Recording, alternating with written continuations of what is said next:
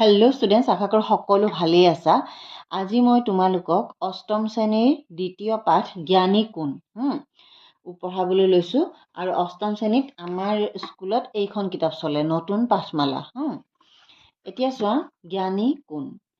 এখনি সৰু গাঁও, আলিৰ কাষেদি বৰফৰ এটা জুৰি বৈ গৈ দুঘৰ মানুহৰ ঘৰৰ মাজতে এটা ডোঙা বান্ধিছে।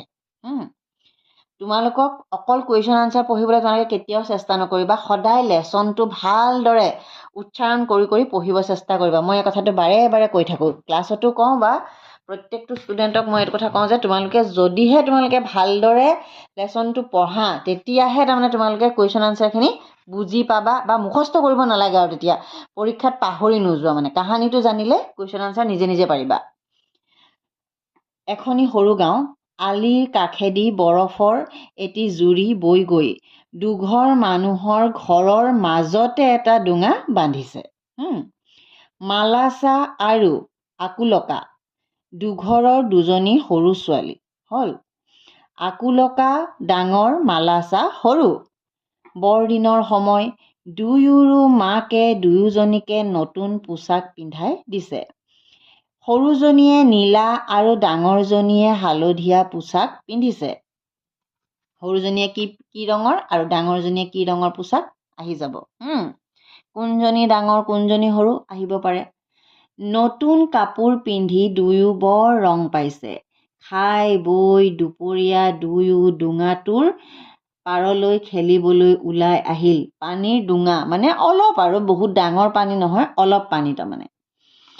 অলপ পৰ খেলাৰ পিছত দুয়ো পানীত নামি ডোঙাটো ইপাৰ সিপাৰ হ'বলৈ ইচ্ছা কৰিলে।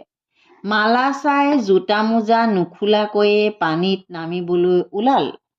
আকুলকাই ক'লে, মালাচা, তেনেকৈ নাযাবা, তোমাৰ মাৰাই খং কৰিব। আগতে জোতা মোজা খুলি লোৱা, ময়ো খুলিম।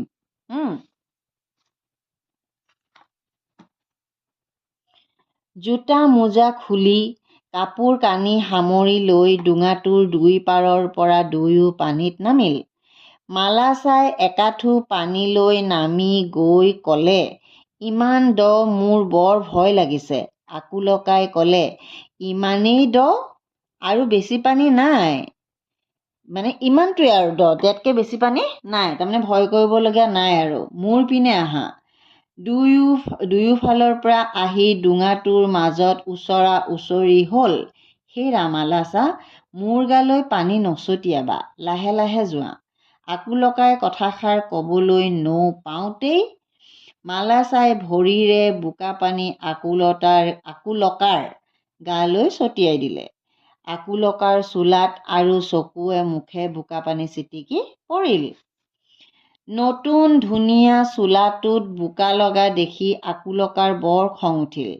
তাই গালি শপনি পাৰি মালাচাক মাৰিবলৈ খেদি গ'ল। মালাচাই ভয়তে পানীৰ পৰা উঠি আহি ঘৰলৈ দৌৰ মাৰিলে। আকুলকাৰ মাক সেইফালে গৈছিল।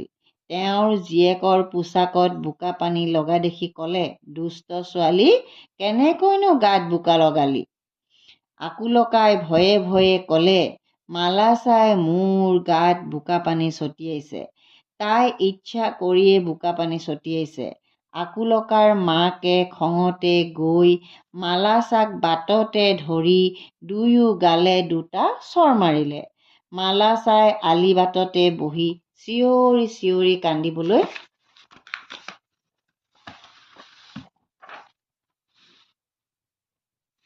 ধৰিলে। জীয়েকৰ কান্দোন শুনি মালাচাৰ মাক ওলাই আহিল।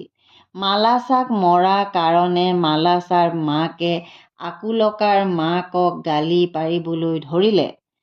চাওঁতে চাওঁতে এখন তুমুল দ্বন্দ্ব লাগিল। এইয়া দ্বন্দ্ব, স্পেলিং চাবা দেই। দন্তীয়া দয় বয় ধ্ব, দন্তীয়া নয় দয় বয় দ্বন্দ্ব লাগিল। আন আন প্ৰতিবেশী খেতিয়কসকলে তাত যোগ দিলে।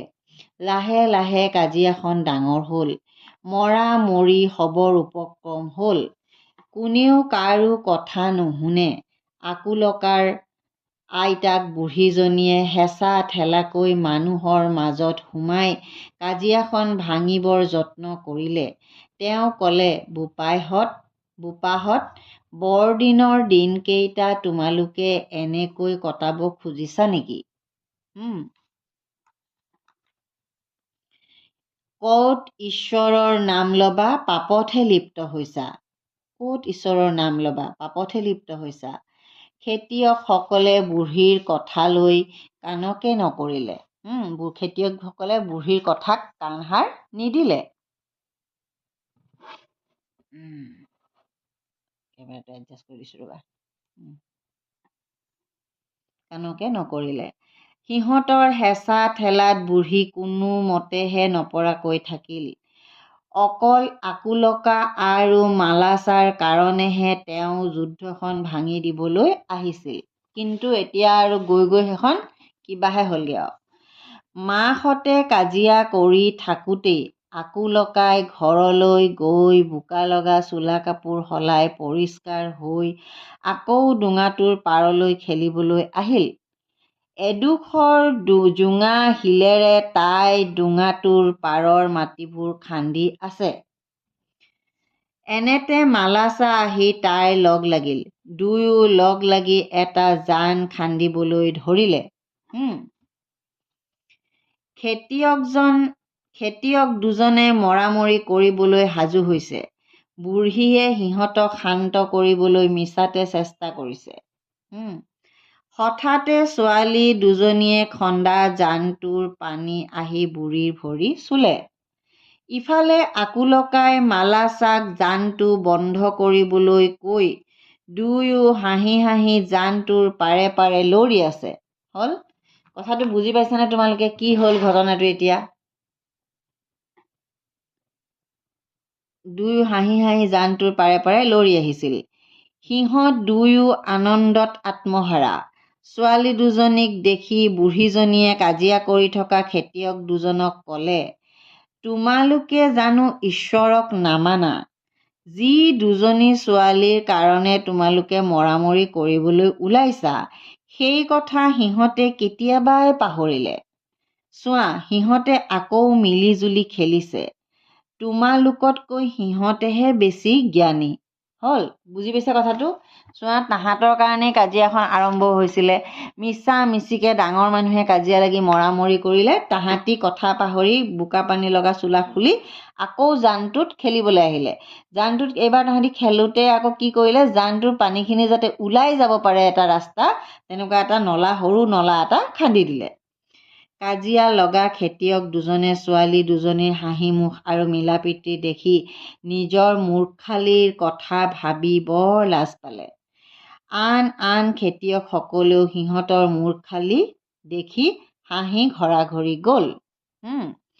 সৰু ল'ৰা ছোৱালীৰ দৰে হ'ব নোৱাৰিলে ভগৱানৰ ৰাজ্যত প্ৰৱেশ কৰিব নোৱাৰি। এই কথাটো কিয় ক'লে? সৰু ল'ৰা ছোৱালীৰ মনত কোনো হিংসা দেশ আজি নাথাকে। তাহাঁতি এইমাত্ৰ কাজিয়া লাগিলে, এইমাত্ৰ পাহৰি গ'ল তাৰমানে। আৰু লিও টলষ্টয় ৰুছ দেশৰ এজন মহান লেখক। এই গল্পটো লিখিছে কোনে? Leo Tolstoy. ৰুছ দেশৰ এজন মহান লেখক।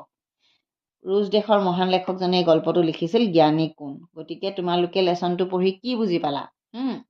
লেচনটো দুজনী ছোৱালীৰ মাজত, তাহাঁতৰ ঘৰৰ কাষতে থকা এটা দুই ঘৰৰ মাজত এটা পানীৰ ডোঙা আছিল। ছোৱালী দুইজনীয়ে তাতে খেলিছিল। তাতে খেলোঁতে তাহাঁতৰ কাজিয়া হ'ল। মানে ছোৱালী এজনী পৰি লেতেৰা হ'ল, হয়নে? এজনীক ইজনীয়ে বোকা মাৰি দিলে, লেতেৰা হ'ল। তাহাঁতৰ সেই সৰু কাজিয়াখন গৈ আকৌ তাহাঁতৰ মাক সোমালেহি, ওচৰত কাম কৰি থকা খেতিয়কসকল সোমালেহি। কিন্তু তাহাঁতি সেই কথা পাহৰি আকৌ খেলা ধূলা কৰিবলৈ লাগিলে। কিন্তু খেতিয়কসকলেহে আকৌ মৰামৰি কৰিব লাগিলে। তেতিয়া আইতাকে কৈছে যে তোমালোকতকৈ তাহাঁত দুজনী বহুত জ্ঞানী। হ'ল তাহাঁলোকে তাহাঁতৰ মাজত হোৱা কাজিয়া কেতিয়াবাই পাহৰি আকৌ মিলা প্ৰীতি কৰি খেলিবলৈ ধৰিলে। কিন্তু ডাঙৰখিনিয়ে কাজিয়াত আকৌ লাগিয়ে আছে। গতিকে মানে আমি সৰু ল'ৰা ছোৱালীৰ নিচিনা হ'ব লাগে। হ'ল এই মানে শব্দ অৰ্থবিলাক তোমালোকে চাবা। ডোঙা, এইটো বিশেষ্য পদ। সৰু খাল, এ স্মল শ্বেল' পুল। জান, বিশেষ্য, পানী বৈ যোৱা সৰু দীঘলীয়া খাল। স্মল পুল, প্ৰৱেশ বিশেষ্য ভিতৰলৈ সোমোৱা এণ্ট্ৰি, কাজিয়া বিশেষ্য বিবাদ, ডিস্পিউট, চিঞৰ চিৎকাৰ, এ লাউড নইজ, স্ক্ৰীম, খেতিয়ক বিশেষ্য খেতি কৰা লোক বা কৃষক, এই কাল্টিভেটৰ। হ'ল, মই কুৱেশ্যন আনচাৰখিনি তোমালোকক দি আছোঁ। পাঠটোত ছোৱালী দুজনীৰ নাম কি? তোমালোকে কমেণ্টতে লিখাচোন। মোৰ যদি পাঠটো মন দি শুনিছা, পাঠটোত থকা ছোৱালী দুজনীৰ নাম কমেণ্টত লিখিবা। ছোৱালী দুজনীৰ মাজত কোন সৰু কোন ডাঙৰ, সেইটো কমেণ্টত লিখা। চবেই জানে এইটো কথা। কাৰ নতুন চোলাত পানী ছটিয়াইছিল, সেইটো গ নম্বৰ কমেণ্টত লিখা। কাজিয়াখন ভাঙিবৰ বাবে কোনে যত্ন কৰিছিল? লিউ